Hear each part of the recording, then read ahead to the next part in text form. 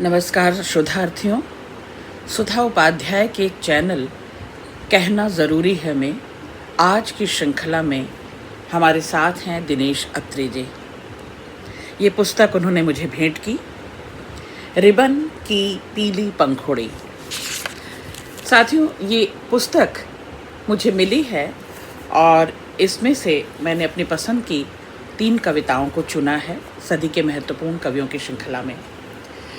जैसा कि मैं बार बार कहती रही हूँ कि कवि या रचनाकार, उसका युग, उसका समय, उसका समाज, उसकी आयु, उसकी प्रतिष्ठा, उसका नामवर होना, उसका नामचीन होना, सर्वख्यात होना, प्रतिष्ठित होना इतना मायने नहीं रखता इस YouTube चैनल पर सदी के महत्वपूर्ण कवियों की श्रृंखला में, जितना कि कद्दावर उसकी कविताएं हों, उसकी रचनाएं हों, उन रचनाओं में सामाजिक सरोकार हो।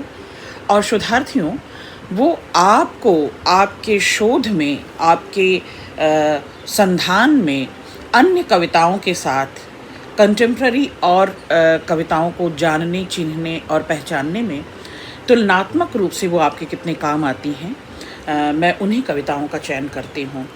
आज मैंने अपनी पसंद की 3 कविताएं चयन की हैं इस पुस्तक से। दिनेश अत्री जी से आपका परिचय करवा दूं। कबीर चौरा बनारस में 5 अक्टूबर सन 1949 में इनका जन्म हुआ।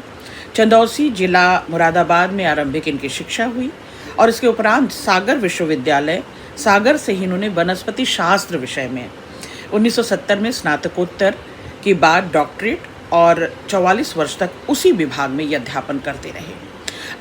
अध्यापन के अलावा इन्होंने संगीत में, कला, साहित्य और मार्क्सवादी दर्शन में विशेष रुचि अपनाई। 42 वर्ष की उम्र से ही लगातार ये कविता, कहानी और जैसा कि मैंने बताया शोधार्थियों कि इनकी कविताएं लगभग सभी चर्चित पत्र पत्रिकाओं में सामाजिक साहित्यिक सरोकारों से जुड़ी हुई कविताएं, साक्षात्कार, अक्षर पर्व, समकालीन भारतीय साहित्य, वागर्थ, माध्यम, लोकमत, अन्यथा, आवेग, पहल, रचना समय, वसुधा आदि में समय समय पर प्रकाशित होती रही हैं। 2014 में ये सेवानिवृत्त हो गए और अब स्वतंत्र रूप से लेखन कर रहे हैं। उन 3 ज़रूरी कविताओं का पाठ आज मैं यहाँ करूँगी और उस बहाने हम कविताओं पर बात भी करेंगे। पहली कविता ही है माचिस।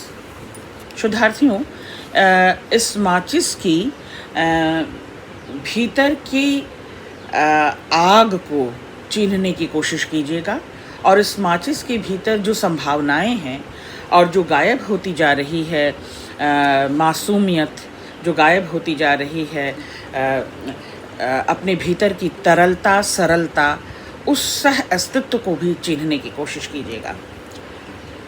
बच्चों ने धर दी आड़ी तिरछी एक पर एक माचिस की डब्बियां, मकान एक के पीछे एक 17 छुप छुप डिब्बियां। बच्चों की माचिस में तीलियां नहीं हैं कि धधक उठें रेल, मकान, खेत, खलिहान।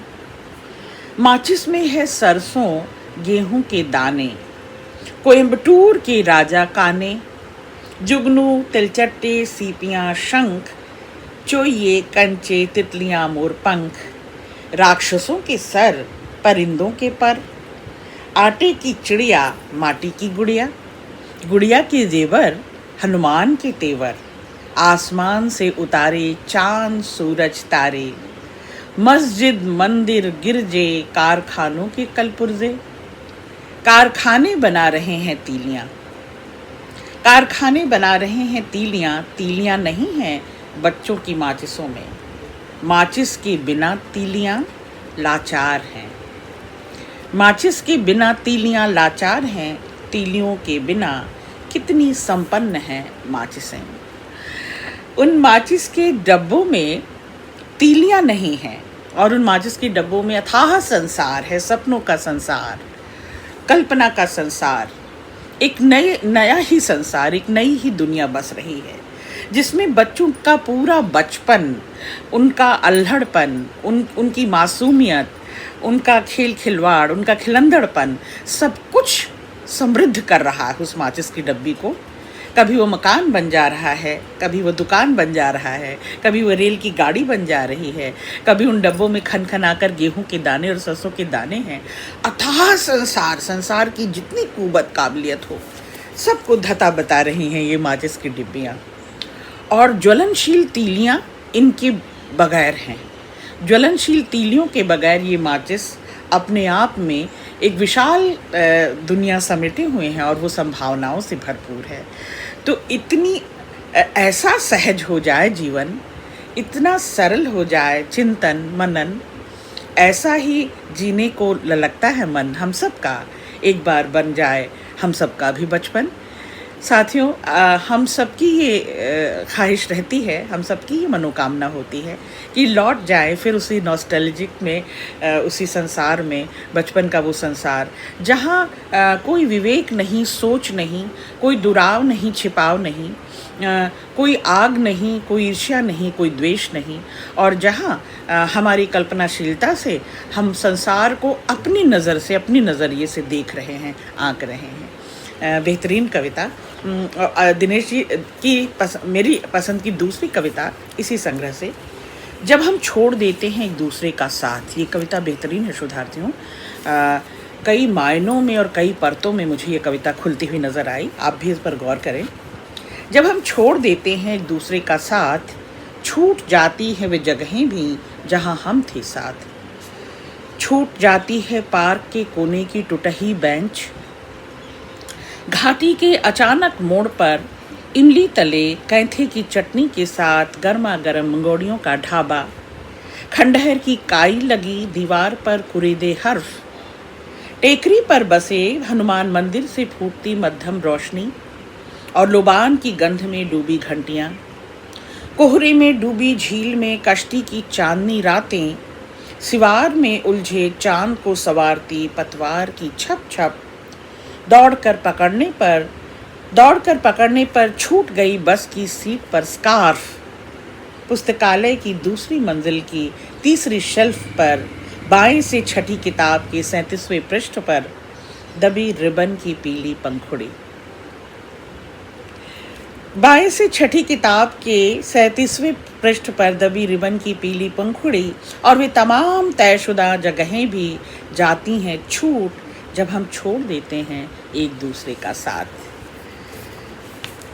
साथियों, दिनेश अत्री जी की ये खूबी है, ये दिनेश अत्री जी, इनकी ये खूबी है साथियों, इनकी कविताओं की ये खूबी है, और यही मुझे इनकी रचनात्मकता में बार बार दिखती है कि ये जो स्थितियाँ, जो घटनाएं, जो स्मृतियाँ छूट गई हैं उनको दोबारा वापस जीना चाहते हैं। ऐसे तो ये हर रचनाकार करता है, पर दिनेश अत्री जी जो छूटा हुआ संसार है, जो छोटी छोटी हर बात है, जो बचपन के खेल खिलवाड़ से लेकर यौवन की प्रेम परवाह, एक दूजे का संग साथ निभाने की कस्में वादे, दोस्ती यारी, इश्क मोहब्बत, एक दूसरे से राज़ी रज़ा होना, एक दूसरे के प्रेम में पड़ना, और एक दूसरे के साथ जन्मों जन्मों का साथ निभाने की जो छोटी छोटी स्मृतियां हैं, स्मृतिखंड हैं, और वो उन सारे सिलसिलेवार, उन सारी जगहों पर थोड़ी थोड़ी वो बात जो छूट जाती है, चाहे वो पार्क के कोने का बेंच हो, चाहे वो लाइब्रेरी रूम हो, चाहे वो चाय की दुकान हो, और इस तरह से हर जगह अपने को थोड़ा थोड़ा छोड़ देना, अपनी सुधियों को, अपनी स्मृतियों को, अपनी संवेदनाओं को, उन अनुभवों के साथ दिनेश अत्री जी जीते हैं, और हमें भी अपनी उस यात्रा को, सतत यात्रा को अपने साथ साथ हमें सहयात्री बनाते हैं और करवाते हैं। बेहतरीन कविता थी, और इसमें मुझे वो कुछ पड़ाव नज़र आते हैं जो बचपन के बाद के जिए जाते हैं। चाहे वो दीवारों पर हर्फ का खुरेदना हो, एक दूसरे का नाम प्रेम से पुचकार से लिखना हो, चाहे वो कैथी की चटनी हो, गर्मा गर्म मंगोड़ियाँ हो, लोबान की गंध हो, हनुमान का मंदिर हो, उसकी मध्यम रोशनी हो, कोहरे में डूबी चांदनी रातें हों, या चप्पू चल रही हो और मल्हाओं की बस्ती से मीठी उठती ताने हों, पुस्तकालय की मंजिलें हों और उस पुस्तक में दबी हुई सबसे ख़ास बात जो दबी रिबन की पीली पंखुड़ी है, उसने मेरा ध्यान आकर्षित किया शोधार्थियों। और ये नॉस्टैल्जिया वस्तुतः शोधार्थियों ये समझने की बात है कि रचनात्मक यात्रा में जो सबसे ज़रूरी चीज़ है वो यही होती है कि आपने अनुभव के, स्मृतियों के, संवेदनाओं के किन चित्रों को अपने अंदर संजो रखा है, अपने अंदर जिसे संभाल रखा है और जिससे आप समृद्ध हो रहे हैं। आपकी रचना उतनी ही दूर तक और देर तक साथ निभाती है अगर ये 3 टूल्स आपकी रचना में होते हैं, और दिनेश अत्री जी की इस कविता में वो भरपूर रूप से मुझे दिखाई देते हैं। तीसरी कविता, और ये बेहतरीन कविता कही जा सकती है हिंदी साहित्य के शोधार्थियों, इसमें आपको कई कालजयी रचनाएं नज़र आएंगी। उन रचनाओं की उपादेयता नज़र आएगी, उन रचनाओं का कालजयी होना और वैश्विक होना, ग्लोबल होना, और वो रचनाएं क्यों हर युग में, हर परिवेश में प्रासंगिक जी उठती हैं, और वो प्रासंगिकता आज की इस धुंध भरे माहौल में, आज की इस बदलते परिवेश में, आज के इस क्या कह सकते हैं, जटिल, क्रूर, कठिन समय में वो कालजयी रचनाएं और उनकी प्रासंगिकता, उनकी समसामयिकता किस तरह से संदेह के घेरे में है, किस तरह से वो अपने को पुनर्परिभाषित करने की चेष्टा में है, और किस तरह से बार बार प्रश्नाकुल होकर हमारी ओर ताकती है और हम लाजवाब हो जाते हैं, हमें कोई उत्तर सुझाई देता नहीं। तो ये कविता पहले पढ़ती हूँ शोधार्थी, और फिर हम उसकी यात्रा करते हैं। कविता है भितरघात। जैसा कि आपको शीर्षक से ही समझ में बहुत अच्छी तरह से आ गया होगा कि ये घात है, ये चोट है, ये प्रहार है, और ये ऐसी चोट है, ऐसी घात है जो भीतर तक भेद देती है, भीतर तक मर्म को, पीड़ा को, करुणा को जगाती है और आपको प्रश्नाकुल बनाती है। और कविताएं यही काम करती भी हैं, वो केवल आपको रिझाने का, मन बहलाने सहलाने का काम नहीं करती, वे आपको जगाती हैं, वो आपको आंदोलित करती हैं, और यह कविता भी सही मायनों में हमें आंदोलित करती है। माधव और घीसू उड़ा नहीं पाए ताड़ी में कफन की रकम। याद है आपको? माधव और घीसू उड़ा नहीं पाए ताड़ी में कफन की रकम, फिजूल ही मरी बहू, रहा नहीं समाज धर्म भीरू। कफन याद आ गया होगा मुंशी प्रेमचंद का। मेले से खरीद लाया हामिद, सक्सेस गाइड की जगह चिमटा, रहा नहीं समाज स्वार्थ भीरू। ईदगाह याद आ गई होगी। डांडी के तट से गांधी ने उठाया मुट्ठी भर नमक, उठाई नहीं गीता, रहा नहीं समाज न्याय भीरू। बांध के उठान पर डूब में आया नहीं एक भी गांव, फैलफुट हो रहे लोग, रहा नहीं समाज कर्म भीरू। अंतिम पत्ती भी झरी, लड़की बीमार नहीं पड़ी, अंतिम पत्ती भी झरी, लड़की बीमार नहीं मरी, रहा नहीं समाज कला भीरू। मुंडेर पर दिन भर बैठा रहा कागा, बोला नहीं एक बार भी कांव कांव, आई मेहमान, रहा नहीं समाज सगुन भीरू। 4 बांस 24 गज, अंगुल अष्ट प्रमाण, ता ऊपर सुल्तान था, चूक गया चौहान, रहा नहीं समाज शब्द भीरू।